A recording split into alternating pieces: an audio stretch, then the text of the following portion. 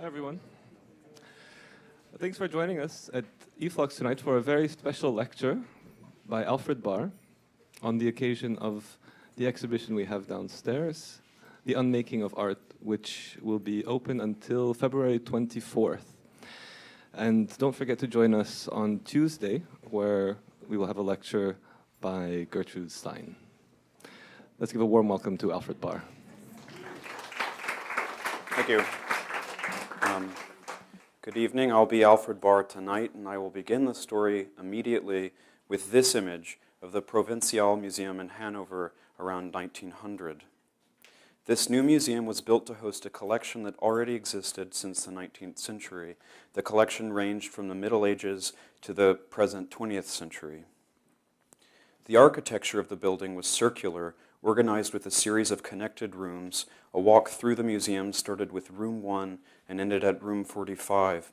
We should remember this room 45 as it will play some role later in this lecture. The display of the museum around 1915 to 1920 was typical of the style of the 19th century, with lots of decoration and daylight coming from large windows.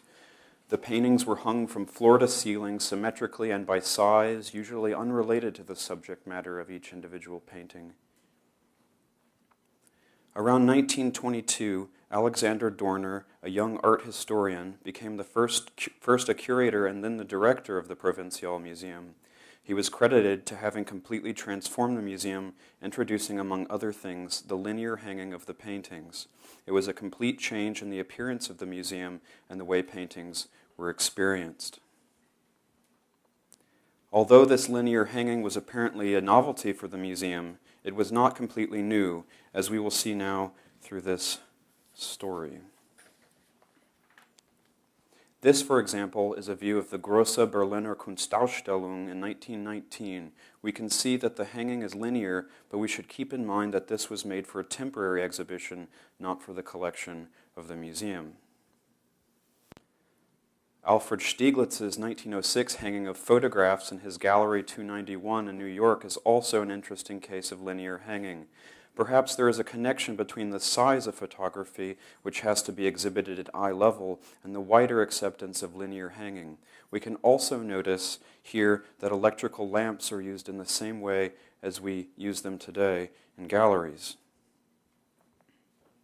This is another view of a photographic exhibition at the Newark Museum in 1911.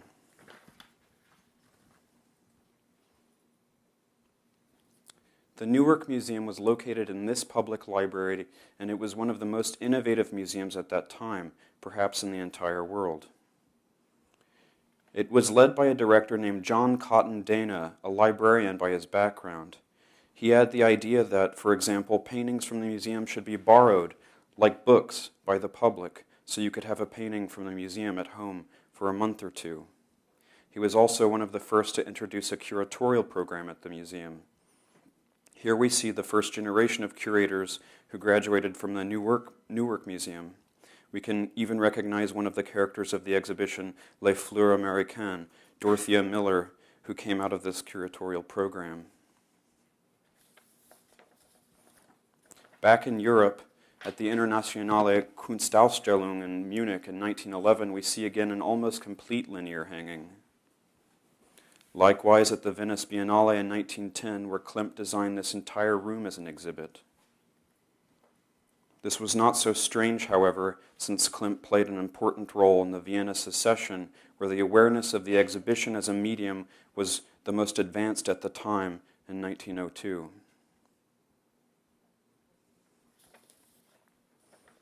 There is a sense that the entire exhibition was carefully designed.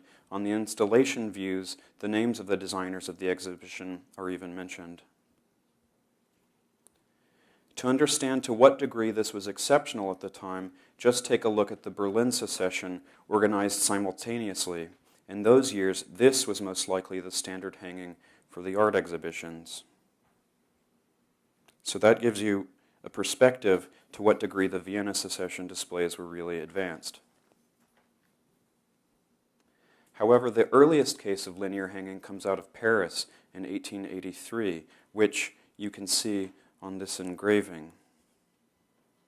It was a deliberate attempt to make a distinction between the salon hanging from floor to ceiling that at that time became associated with commercialism. This hanging was intended to show that this was non-commercial, a real art exhibition, although it was organized by the most commercial artists of those days, Bouguereau, Gérôme, Cabanel, and the likes. It seems that the linear hanging of paintings was introduced for the first time in one of the most conservative exhibitions of the time. The Palais de l'Industrie usually gives the effect of a vast bazaar where the works are piled up in confusion. Now it has the appearance of a museum or a private collection composed only of choice works. Instead of being crammed in, one on top of another, in an infinite number of rows, the pictures are placed at eye level, sur la semaise, far enough apart so that they have nothing to fear or hope from their surroundings. Furthermore, the works of a single artist are no longer spread out from one end to the other, but are virtually always united in such a way that the salon seems at first glance to be a series of individual exhibitions. The salon style of hanging from floor to ceiling was perceived as being too commercial, like a bazaar, but from the history of the salons we find out that this kind of hanging was not originally associated with commercialism. On the contrary, since the first salon in 1676 and for almost 2 centuries, salon exhibitions were explicitly non-commercial. 1876 marks the transition from non-commercial to commercial. This is a view of the sculptures in the salon in 1876. At the 1855 Exposition Universelle, we see Delacroix's paintings hung in the salon style from floor to ceiling, and it was not a commercial exhibit. Further back, the 1785 Salon, where David exhibited Sermon de Horace, was also hung from floor to ceiling, and yet it was not a commercial exhibition. This is a view of a regular, non-commercial salon. Oh, wait, no, that is. This image is one of the earliest records of a salon in 1699, with a symmetrical hanging from floor to ceiling. It almost resembles the hanging at the Provincial Museum before Dorner, and you can see that the techniques of hanging haven't changed much until today. All of this is regarding temporary exhibitions, but one of the earliest cases of linear hanging in a museum is to be found at the Folkwang Museum in Hagen, Germany. It was established by Karl Ernst Austhaus in 1901. He was the first to exhibit Van Gogh and Gauguin. This is a view of an exhibition in this museum in 1912. It shows the linearity of the display, but it was also the first time that an art museum exhibited what was called, at that time, quote, primitive art, which was usually shown in ethnographic museums. Here it is shown together with what is known as, quote, Western art. This is the first case before Stieglitz in 1915 in his 291 gallery, and then the MoMA in 1935 of an exhibition of African sculptures and masks considered as art and not as just ethnographic objects. Anyway, linear hanging was not such a novelty when it was introduced by Dorner at the Provincial Museum in Hanover. The true novelty was rather another notion that he called the, quote, atmosphere room. We have seen at the beginning that symmetrical hanging from floor to ceiling was the norm throughout the museums. This is how the 19th century museums looked like. You would walk through history, and history looked the same through the entire display. There was no difference between the epochs. Dorner came up with the idea that each epoch could be displayed differently, so that as you'd go through history, you'd walk through different rooms that would somehow, according to Dorner, reflect the atmosphere of each epoch that was being depicted. In this museum, history was presented linearly through a series of distinctly designed and connected rooms with an open end toward the future. However, it seems that each atmosphere room as an exhibit was, quote, timeless. There was no time, quote, flowing within those rooms. This is the Goldene Tafel, a medieval exhibit on purple walls. I have no idea and why or how the colors were chosen specifically for epochs. This is the Renaissance room with gray and white walls. In the back, the Dutch painting is on a red background. The Baroque was exhibited like this. This is the Nazarene movement on blue aquamarine walls. Finally, this is room 45, where the 20th century was represented by abstract art. This room, named the Abstract Cabinet, became the most famous exhibit of the museum. It was made in collaboration with the Soviet artist and designer Lissitzky, and it stayed on public display from 1928 to 1936. But I will talk more about this later. To understand the impact of this exhibit at that time, we have to keep in mind that it was placed in a museum that looked like this. It was obviously not a very modern building. In 1933, when the National Socialist Party took over and won the elections, the entire political climate changed in Germany, and among other things, the modern art was not acceptable anymore.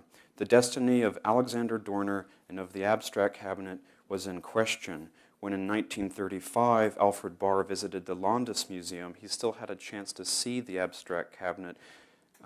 I last visited the Hannover Museum in 1935, 2 years after the Nazis seized power. The first thing I asked to see after being welcomed by Dr. Dorner was the Gallery of Abstract Art. Elsewhere in Germany, modern painting had disappeared from museum walls, so I half expected to find the famous room dismantled. Yet it was still there and accessible to the public, though to visit it may have been risky for a German since there were spies even in the museums.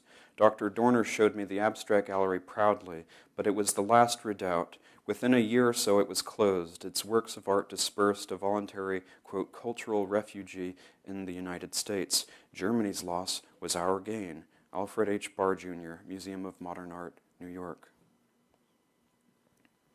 In 1936, the cabinet was dismantled and all the works were sold or destroyed. One of the terrible things for Dorner's position was that around 240 works from the Landesmuseum ended up in the Entartete Kunst exhibition. With this kind of record, he couldn't stay as director. Among the works taken from the museum were these abstract cabinet paintings by Lissitzky and Mondrian. We can see the price paid for those works. Lissitzky was paid in US dollars 200, while Mondrian was paid 420 Reichsmarks. The reason to put the price under these paintings was to discredit museum directors like Dorner.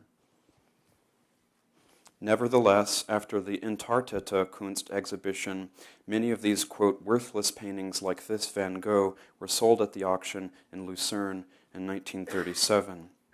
In this situation, Dorner had to be fired from his position of museum director. He briefly went to Berlin, from where, with the help of Walter Gropius and Alfred Barr, he came to the USA.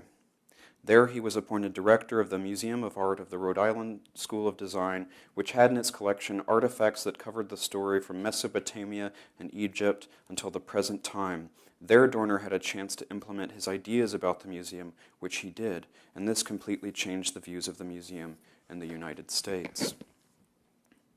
This is the way the artifacts from Egypt and Mesopotamia were displayed.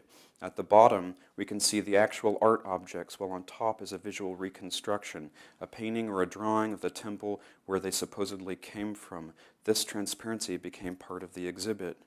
Same here with the representation of ancient Greece, with a large image of a temple. We can also notice vitrines as new display techniques. Here is a museum visitor with headsets, which were probably introduced by Dorner for the first time. Seems that headsets and audio guides we find in the museums today originate here. This is the medieval room. This is a proposal for the Renaissance room, designed by Herbert Bayer. It was supposed to have a view on a square from the time of the Renaissance with only a few artifacts and paintings exhibited in the room. To what degree was this possible? It is thanks to the technology, the introduction of electricity into the display of art.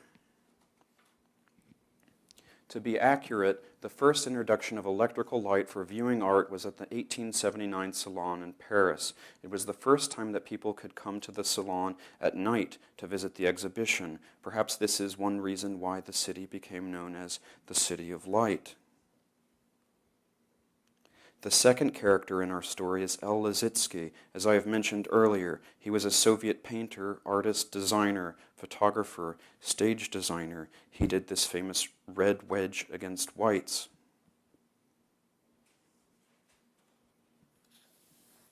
He also did the cover for this Kunstism book that he published together with ARP. The book was organized by art movements, isms, which would later become the key notion for Alfred Barr's story of modern art. This is some of his architecture, but he also did stage design, exhibition catalogs design, and exhibitions design. His works were exhibited outside of the Soviet Union for the first time in 1922 at the Erste Russische Kunstausstellung in Berlin, for which he designed the catalog. This is an installation view of the exhibition that must have looked, I guess, pretty unusual at the time. It is this exhibition that Catherine Dreyer acquired a painting by Malevich for the Société Anonyme. She co-founded together with Marcel Duchamp in New York in 1920. This happened to be the first painting by Malevich to enter into an American collection. In 1923, at the Grosse Berliner Kunstausstellung, Lissitzky made this three-dimensional work or installation he called Praun.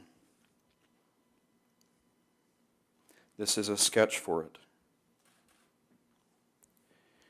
It was not preserved, and many years later, in 1965, it was reconstructed at the Von Abbe Museum. To put this work by Lissitzky in the context, here is Totland's three-dimensional display from 1915. This is not exactly geometrically ordered, but I wouldn't be surprised if Lissitzky knew about this work. It was exhibited in 1915 in Leningrad at the last Futurist exhibition, 010, where Malevich did this now well-known installation. Some of the paintings from this exhibit are today in the collections of MoMA and the Stedelijk Museum. At the Internationale Kunstausstellung, which took place in Dresden in 1926, Lissitzky was invited to design the room for abstract art. In the exhibition catalog, we can notice that this international exhibition was organized by national schools. Each room was assigned to a certain nation except for the room 31, arranged by Lissitzky, which belonged, we could say, to the abstract art nation. This is a view of one of the rooms of the exhibition where we can see a regular linear hanging, which was still considered to be a novelty. However, we can also see the entrance into the abstract art room that Lissitzky designed in this way. For most of the visitors of the exhibition, it was a very unusual sight, something never seen before. We can see works by Mondrian, Lissitzky, a sculpture by Naum Gabo. It is because of this display that Dorner invited Lissitzky to design the atmosphere room for the 20th century at the Landesmuseum. Named the Abstract Cabinet, it was devised as a kind of mini-museum of modern art. We have seen that Dorner's concept of the museum was linear, with each epoch represented in a specific way. Thus, history appeared as some kind of long sausage with connected parts, and the cabinet would be the last one on this line. After walking through history, the visitor would at the end arrive to the 20th century room. Since in this concept of the museum there was no timeline within each particular room, the abstract cabinet would be organized the same way. There would be no time-based arrangement of the exhibits in this room. In this proposal, we can notice an inventive use of colors in the exhibition design, introduction of moving wall parts not seen before. Most of the walls were covered with long vertical metal beams, each white on one side and black on the other, while the background wall was painted gray. As a visitor would enter and walk through the room, the color of the walls would change, and as a consequence, the same exhibited work would be perceived on a different background. And simply by walking through the room, visitors would change the appearance of the entire exhibit. Here, the visitor is not considered to be a passive observer, but the key part of the entire exhibition as a phenomenon and experience. From one corner of the room, the walls appeared to be white. From the other, black. Side, they looked from the other side they looked black, and in the middle the wall was, here we go, okay, sorry. From one corner of the room the walls appeared to be white, and from the other side they looked black, and from the middle the wall would appear to be gray. This was the first conscious introduction of the observer in the process of what was being observed. By observing, an observer is changing what is being observed. We can even find a parallel here with a phenomenon that was at that time noticed in the quantum physics by Werner Heisenberg and became known as the uncertainty principle. He indeed realized that in an experiment on subatomic level you cannot observe a particle without actually changing it. There were some additional features introduced in the cabinet, like this mirror behind a sculpture by Archie Penko, which not only reveals the back of the sculpture, but also reflects the wall behind the visitor in changing colors. Some walls had moving parts with handles that could be moved up and down or left and right. By moving the panel, visitors could reveal the work behind it and at the same time cover the other. There was nothing similar ever seen or experienced before within the art context. The importance of the abstract cabinet was almost immediately understood, as we can learn, for example, from this recollection of Alfred Barr many years later. 30 years ago, the Gallery of Abstract Art in Hanover was probably the most famous single room of 20th century art in the world. By 1931, the cabinet was already included in the history of 19th and 20th century art by Hans Hildebrandt. But almost at the same time, in March 1933 in Potsdam, after the victory of the elections, Hitler is taking the oath in front of Hindenburg, and immediately the political climate in Germany begins to change for the worse. In April 1933, there is already a raid on the Bauhaus premises in Berlin, and some so-called communistic material is confiscated, and the Bauhaus has to close. Then in May comes the series of infamous burning of books throughout Germany, like this one in Berlin, led by Goebbels. And at the same time, Hitler was already planning to build a huge gallery to exhibit the, quote, true German art in Munich. He wanted to orient the center of German culture in Munich. With this idea in mind, decided to build a monumental art gallery that will be named the Haus der Deutschen Kunst. We see him here with the architect Paul Ludwig Troost in 1933, examining the model for this building. In November of the same year, there was a huge state ceremony of placing the keystone for this building. The level of government participation and importance given to building an art gallery was unprecedented. It shows to what degree art was an important affair for Hitler. The change toward the art itself started being felt first in small places. For example, with this exhibition entitled The New Direction in Art for People, it was a national exhibition including artists from the entirety of Germany, curated by Gustav Simon, an official of the National Socialist Party. This is the kind of art that was being promoted in this exhibition.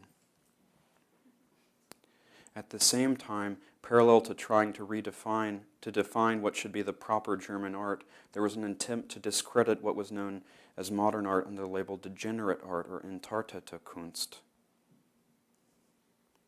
This is a poster for one of the earliest degenerate art exhibitions held in Dortmund in 1935. Note that it just reads entartete Kunst. In 1936, another entartete Kunst exhibition was held in Munich. We can notice a constructivist design of the poster similar to Lissitzky, but since from the poster itself the nature of the exhibition, its message, was not clear enough, it had to be written explicitly, exhibition of, quote, cultural documents against the work of Bolshevism and Judaism. But it seems that the very term degenerate art didn't first appear in Germany. We find here the use of the term degenerate to describe The Green Venus by Van Dongen, a degenerate work by a charlatanistic painter worthy only of a maniac. It appeared 1922 in New York in a book titled Great Works of Art, written by a sculptor named Ruckstuhl, almost 15 years before the first degenerate art exhibition in Germany. This is Ruckstuhl's work. He used expressions against modern art, comparing, for example, futurists to, quote, African savages. And this is what he has to say about the landscape in Provence by Cézanne, a, quote, example of symbolic sadistic mutilation of nature in landscape painting. Here is again the self-portrait by Van Gogh that was sold in Lucerne after the Entartete Kunst exhibition with the caption saying, quote, an example of sadistic self-mutilation in art. We can see a few of these paintings here in 1937, confiscated from the museums, including paintings by Picasso, Van Gogh, Matisse, etc. The key person behind the selection of works for the Entartete Kunst exhibition in 1937 in Munich was Hitler. This is the catalog of the most famous one in Munich, and you see now the ambiguity of the interpretation Entartete, quote, Kunst, with Kunst in quotations. And here it becomes another version, in quotes, Entartete Kunst. This is the Dada corner with Schwitters and Kandinsky, but when Hitler arrives, the display looks like this. Here we see the abstract art wall in the same Mondrian that was removed from the abstract cabinet. This is a flyer for the Entartete Kunst exhibition that was distributed together with the catalog for the first exhibition of the Große Deutsche Kunstausstellung, or the real German art that Hitler was curating himself in Munich in 1937. This was the first exhibition organized in the newly opened Haus der Deutschen Kunst, of which we have seen the keystone ceremony earlier. Hitler gave a speech at the opening ceremony before examining the building and the exhibit together with Goebbels, Siegler, and Gerty Troost, whose husband, the architect, meanwhile died. There was this plaque on the wall of the building which translates as, "Art is up to fanaticism demanding mission." Like in the Entartete Kunst exhibition, Hitler was directly involved in choosing works for the Große Deutsche Kunstausstellung, so in a way he was the curator of this exhibition too, and he was also a character depicted in various paintings. This exhibition was held annually and lasted from 1937 to 1944. After the war, most of the works ended up in historical museums, so in a sense they are not art anymore. They are now historical documents. Now, only 10 years earlier, at the Große Berliner Kunstausstellung in 1927 in Berlin, we could see the works of artists like Kazimir Malevich, who brought his entire exhibition from the Soviet Union. At that same time, in the Soviet Union, works by Malevich could still be seen in public, like at the State Russian Museum in Leningrad. However, the climate regarding the avant-garde or abstract art was beginning to change. There was an attempt to redefine the role of the museum in the socialist society, and as a result, in the beginning of the 1930s, a series of exhibitions were organized with the idea to distinguish art of the previous epochs from the art made in socialism. And somehow the works of artists like Tatlin or Malevich ended up in the category of, quote, bourgeois art, and were labeled as such. We can see here the section Capitalism of an exhibition with Kandinsky and Malevich, and it is very strange to see the black square in a frame. At some point, a question emerged. If socialism is the most advanced society, how then to present all those works made during capitalism or feudalism they had in the museums? You have to tell people that what they're looking at is not something that they should admire. They should just look at it as some kind of document, because the only real art was the socialist art. If socialism is the most advanced model of society, then socialist art should be the most advanced. Everything else should have less appreciation, and that was what this distinction was being made. One way to do it was to present it with some kind of text and banners to somehow explain people what they were looking at. This approach was different from the Entartete Kunst, which had not only ideological anti-Bolshevik, but also racist, anti-Semitic, disparaging and mocking attitude toward modern art. Here the method was supposed to be objective and scientific. Objectively, socialism is the most advanced society, so objectively, socialist art is the most advanced too. Since bourgeois society is not as good as socialist, the art of bourgeoisie cannot be as good as art of socialism. However, in both cases, there was an attempt to define not only what kind of art is, quote, undesirable, but what would be, quote, desirable for each of these two opposing ideologies.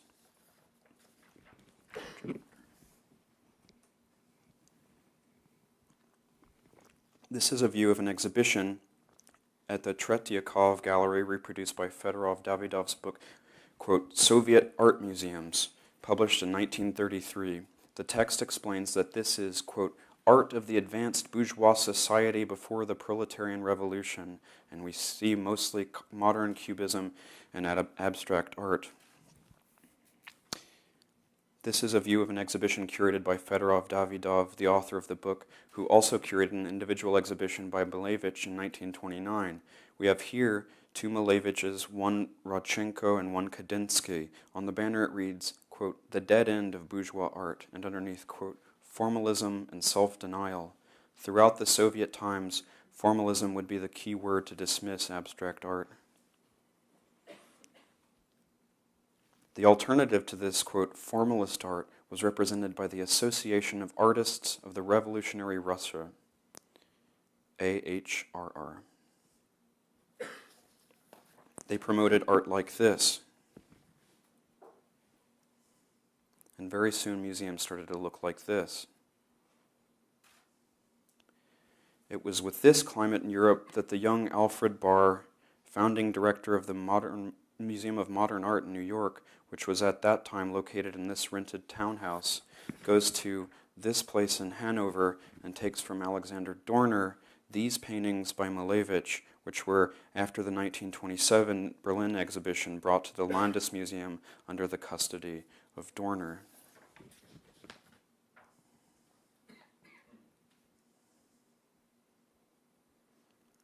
In 1935, Alfred Barr was traveling through Europe looking for works to include in the exhibition Cubism and Abstract Art. When he learned that the works by Malevich were in Hanover, he took those 6 paintings from Dorner and brought them to New York. After being exhibited at the Cubism and Abstract Art exhibition, the works stayed at MoMA and stayed continuously on display. Thus, the only Malevich one could see at the time in the world were at the MoMA in New York. Those were also the only works of Malevich to be seen in Europe for many years after the war. In fact, it seems we would not know about Malevich today if his work had not been included in the story of Alfred Barr. During his 1935 journey, Barr collected not only these paintings by Malevich, but he also brought many works from European artists for the exhibition Cubism and Abstract Art. Although this exhibition is well known today, it seems that its importance is not yet properly understood.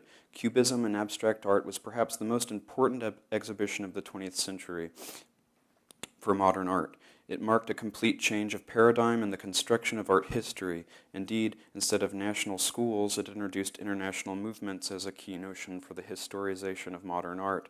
This exhibition represents the reinterpretation of predominantly European modern art by an American that after the war became accepted as the main canon even by the Europeans. International movements were obviously not a novelty among art circles, as we have seen with the structure of Lissitzky and Arp's book Kunstism, organized by styles, but this was the first time that a museum narrative was built with the notion of international movements. Through the pages of the catalog, we see the importance given to the Soviet avant-garde, suprematism, and constructivism. The abstract cabinet was also introduced in the catalog, while at the same time it was being dismantled in the Landesmuseum in Hanover. Interestingly, the diagram reproduced on the cover of the catalog structured the art history introducing some kind of bifurcation. It starts with post-impressionism, Cézanne, going into Fauvism, Matisse, and non-geometrical abstraction on one side, and into Cubism, Picasso, and geometrical abstraction through various abstract faces like suprematism, constructivism, vestigial Bauhaus, and so on and so forth. Furthermore, the exhibition not only included paintings and sculptures, but also architecture, photography, industrial art, typography. Influenced by the Bauhaus, it broadened the notion of art and art museum, which before that had a much more narrowed scope. One interesting detail in this exhibition, the painting Damoiselle d'Avignon, was introduced for the first time as the beginning, the origin of Cubism. However, we can see in this catalog that this painting was not shown in the exhibition. Since Barr couldn't get the original from the private collection in Paris, he exhibited instead a photographic reproduction. it is clear that Barr was determined to have this work at the beginning of the story and didn't care if it was the original or a reproduction. Today we can say that if most books on 20th century art, modern art, begin with this painting, it is because Barr decided to put it at the beginning of his story, which, as we know, became the canon after the war. The same year, 1936, Barr organized the exhibition Dada, Surrealism, and Fantastic Art that represented the historization in the most recent European movements. In 1936, there was also a big exhibition of Bauhaus at MoMA. It was designed by Herbert Baer, who came from Germany. This was a very innovative exhibition design. With these exhibitions, the history of the first 3 decades of 20th century modern art was completed.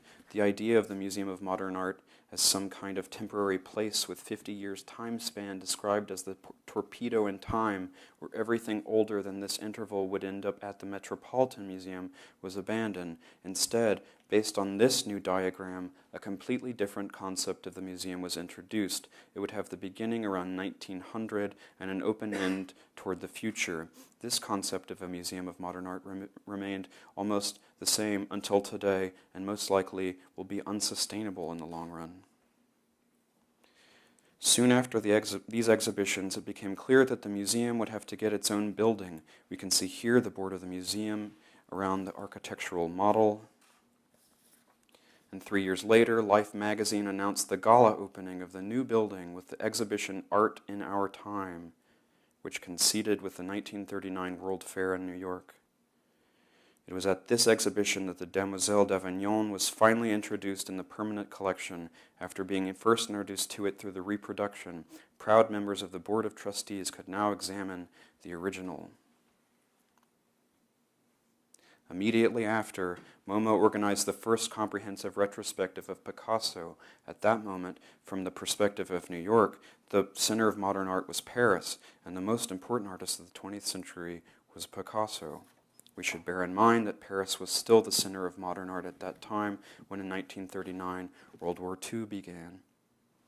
After the liberation, Picasso emerged as the most prominent artist of Paris, especially since, unlike some of his well-known colleagues, during the war he didn't collaborate with the occupying authorities.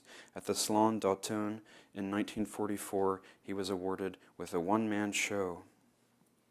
But a strange thing happened. According to the various reports, his paintings were attacked and at some point removed from the wall by people who seemed to have been unhappy to see this kind of painting exhibited at such a prominent place. Some of them were even students at La Sorbonne.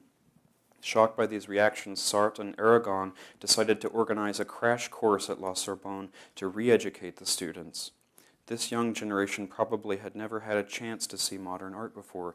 Some of them even went in front of Picasso's studio, threatening to burn it, while at the exhibition, gendarmes had to be placed close to the paintings in order to protect them from those unfriendly visitors. These events were commented even through caricatures published in students' magazines. All of this was particularly shocking for the Americans who never thought that Picasso, the most important master, could have such a reception in Paris, the capital of modernity, which illustrates that at that moment there was a complete disconnection between what we call modern art and the public opinion of Paris. If this was happening in Paris, then what was the status of modern art after the war in the rest of Europe? One way to reestablish the narrative of modern art was through exhibitions like this one, which took place in 1952, first in Paris and then in London. It was organized by the Committee for Cultural Freedom and curated by an American, James Johnson Sweeney. It consisted exclusively of European art coming from American collections. Here, Sweeney explains the reasons for organizing the exhibition.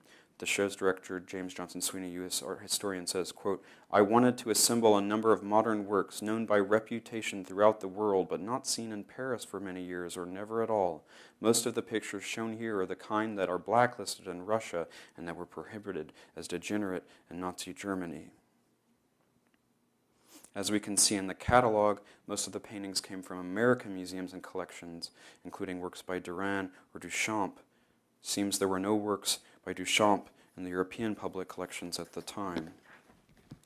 Malevich's suprematist paintings were also introduced to Parisians for the first time through this exhibition, with paintings coming from MoMA's collection. It seems that Parisians have discovered Malevich through the works that came from the USA. To understand the context, let's have a look at the 1954 catalogue of the Musée National d'Art Moderne, where Jean Cassot was the chief curator at the time. The museum was organized by individuals in various groups and events. We have movements like Cubism or Fauvism, but also rooms with Braque, Leger, or Picasso, and rooms dedicated to different salons, etc., a kind of heterogeneous categorization of the display, even including a room called Abstract Art, number 24, which probably came only from Paris since, for example, there were no works by Mondrian or Malevich in the museum's collection. It is also important to understand that the concept of this museum was still based on the notion of national schools.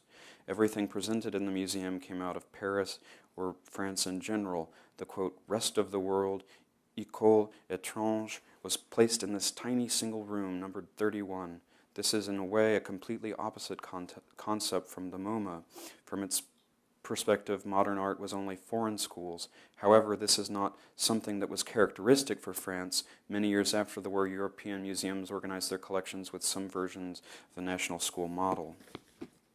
It was in Kassel, with the exhibition titled Documenta, in 1955, that the first serious attempt was made by Europeans themselves to reestablish the narrative of modern art in Germany and in Europe.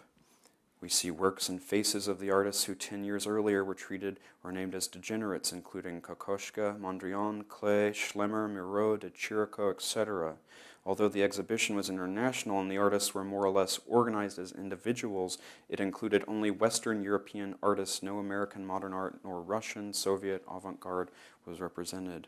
It was at the Exposition Universelle in Brussels in 1958 that for the first time we have glimpses of the complete narrative. Part of the Exposition Universelle was this art exhibition called 50 Years of Modern Art.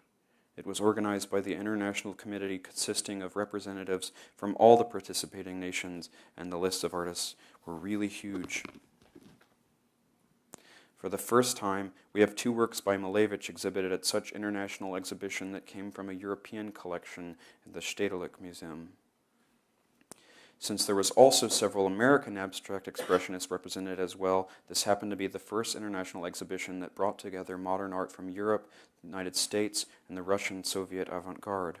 It was finally at the Documenta 2 in 1959, which included works by abstract expressionists and one painting by Malevich, that the modern narrative as we know it today, based on internationalism and individualism, was finally widely accepted in Europe.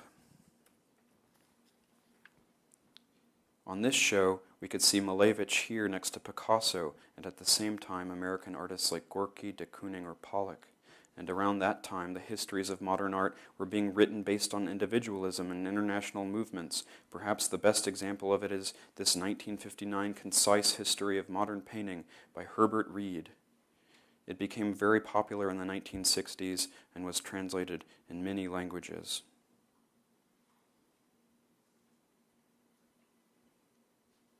Despite the success of the American National Exhibition in Moscow in 1959, the atmosphere in the Soviet Union was still very anti-abstract art.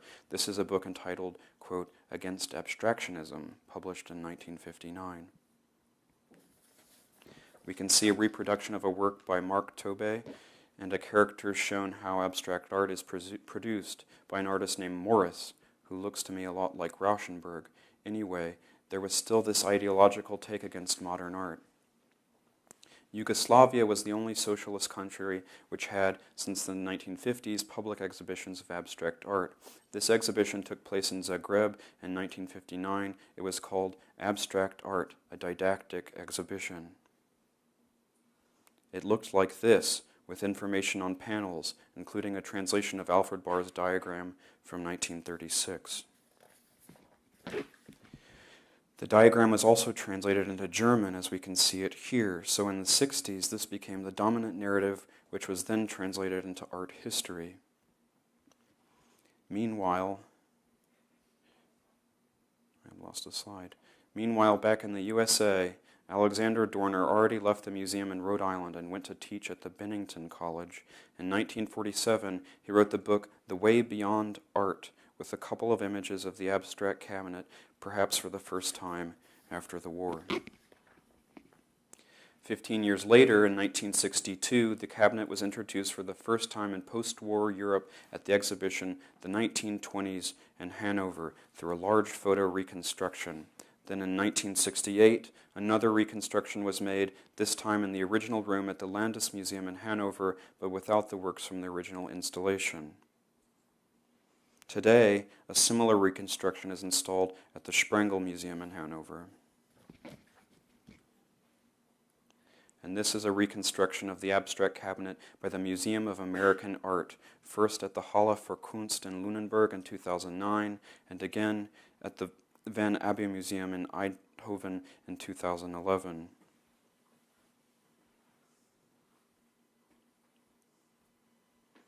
Thank you very much for your attention. Bonsoir.